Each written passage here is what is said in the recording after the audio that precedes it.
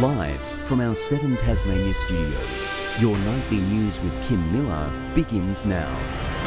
Good evening. Well, critics have attacked an unprecedented proposal for aquaculture companies to farm in Commonwealth waters, calling it cynical political theatre. The state and federal governments today announcing a plan to research the economic opportunity that they believe will not only create jobs but make the salmon industry more sustainable. Wading into uncharted territory. The vision is more jobs, more processing, more activity and opportunity. The state and federal governments inking a new 12-month agreement to develop a fresh framework for offshore aquaculture in Commonwealth waters.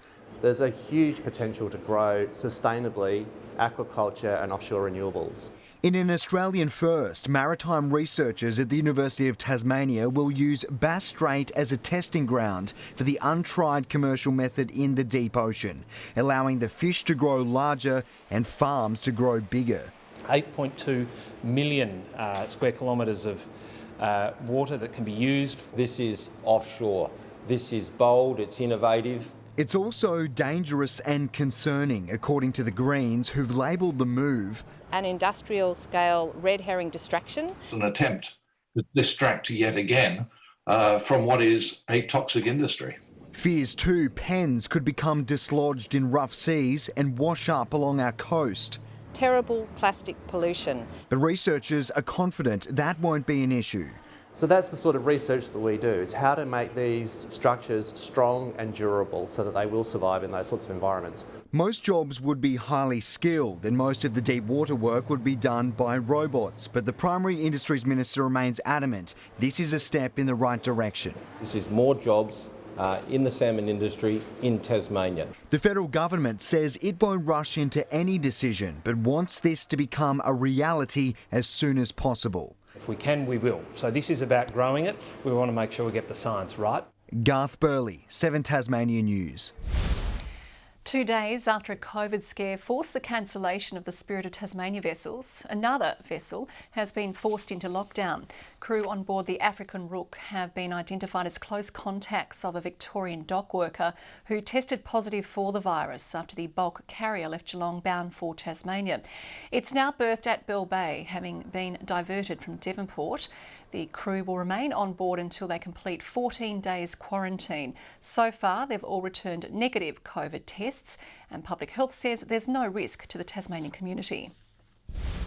A Launceston woman has been hit with a $1,500 fine for failing to declare she'd entered the state from a COVID hotspot.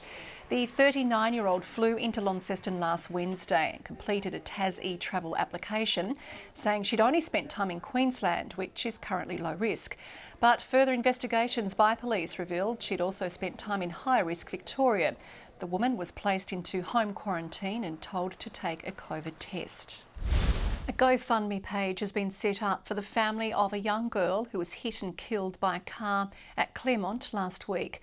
4-year-old Skylar Lee hopped out of a broken-down vehicle and ran into oncoming traffic on Cabby Road last Tuesday. She was put on life support but sadly died 2 days later.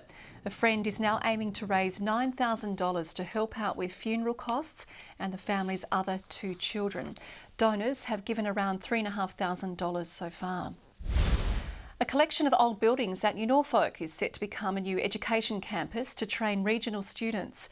The developer is eager to utilise parts of the historic site, left abandoned for nearly 20 years. Empty seats facing an empty stage. Taking a peek into the bones of this unused theatre, part of the old Royal Derwent Hospital Nurses' Quarters and Recreation Centre, built in the 1960s. So it's got a huge significance here in the Derwent Valley for past and what can happen into the future. Also including a gymnasium, basketball court, dining area and a swimming pool, left abandoned for the last 2 decades following the site's closure, soon to transform into an education hub by private developer Noble Ventures. The future refurbishment will be significant to make it fit for purpose for bodies like TASTAFE, RTOs, trade unions. A welcomed facility for New Norfolk and surrounding regions, aiming to boost skills and jobs for those living outside the big cities. There's people here who want to learn and are capable of learning, but they have those barriers to travel to Hobart or Launceston even to get that training. So if you have it in your own backyard, it makes sense. The former nurses' quarters, currently the Derwent Valley Resort Motel, planning to house students. Some are single, some are multiple dwellings, so there could be a couple of hundred students here at any one time, either part-time or full-time, taking advantage of the education facilities here. With the site a piece of history brought into the present. Lots of people in the community have very fond memories of the site and people are really keen to see it back open and operating. Ruby COMMANE, 7 Tasmania News. He may have been watching from the stands, but young Tasmanian Lucas Peters feels like he's a part of the Demons champion side. Having struck up a friendship with Norm Smith medalist Christian Petrarca, Peters was able to share in the celebrations with his idol after the match. From start to finish, Lucas Peters had reason to scream. Petrarca within range off a step. Christian goes, bang! And smile. He was captured alongside his close mate post-game, freshly minted Norm Smith medal in tow in the Optus Stadium stands. I don't look at him as like a supporter, he's just like my mate really. The 14-year-old met the midfielder 6 years ago while having treatment in Melbourne for his muscular dystrophy.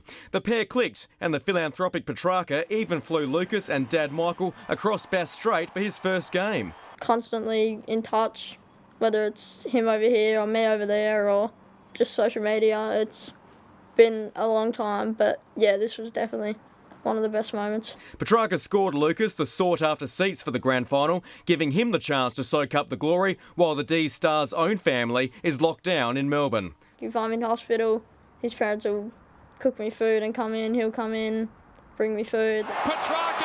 Oh wow! How good is that? Lucas rode every heart-racing moment as the Ds finally had their day. It was incredible, like the atmosphere. Even though it wasn't at the MCG, like Optus Stadium is amazing. Tom Johnson, 7 Tasmania News. $21 million in COVID relief has already been distributed to more than 1,300 Tasmanian businesses struggling under the weight of COVID hardship. Around $50 million of the state and federal support package now remains, along with a new grants program to bankroll financial business advice. Whether it be to pivot or marketing or from their accountant, financial services as well. This is an opportunity for businesses who can't necessarily see the light at the end of the tunnel. Tourism operators maintain if our borders aren't open by summer, it will be detrimental to their bottom lines. Independent MP KRISTIE Johnston has slammed a proposal allowing political parties to cash in on each vote they receive. Ms Johnston says the scheme would see parties claim $6 of taxpayer money per vote. She says it will disadvantage independent candidates and argues it is being introduced to make up for the major parties' dwindling membership base. So instead of paying for their own costs themselves, they're now asking for big corporations to pay, of course, which comes with strings, and now they're asking for the public to fund them. The state government says its reforms are fair and reasonable and would make the political disclosure system more transparent. A similar scheme is already in place at the federal level and in other states. Well, while many of us are used to seeing dogs on leads, Tasmanian Care Shelter is urging cat owners to follow suit. 10 Lives Cat Centre encouraging owners to walk their cat every day for 10 days starting from October 1. They're raising money to cover vet bills and care efforts this kitten season while advocating for sensible cat ownership. Making a nuisance or killing the wildlife is not the right place for cats, so we encourage people to consider containing their cat, or if not, at least curfewing. She's never outside by herself. She's got her own enclosure in the backyard, and we go for several walks a day on the lead. Mostly I follow her wherever she goes. The 10-day catwalk challenge aims to raise $10,000. Tasmania has named a depleted 13-man squad to take on Queensland in its Sheffield Shield opener tomorrow. Matthew Wade will captain the side and will be joined by experienced hands in Peter Siddle, Jordan Silk and Ben McDermott. The side is missing Jackson Bird, Jake Doran, Riley Meredith and Tim Payne. They're all injured, while Nathan Ellis has made his debut in the IPL with the Punjab Kings. He had figures of none for 32 in his first match against Sunrisers Hyderabad. Good evening. Today was a top of 17 in Hobart, 16 for Launceston, and Burnie and Devonport reaching 14. Flinders Island and Friendly Beaches were the highest temperatures for the state and 18 degrees, while Lyowini was the coldest with a low of -4 this morning.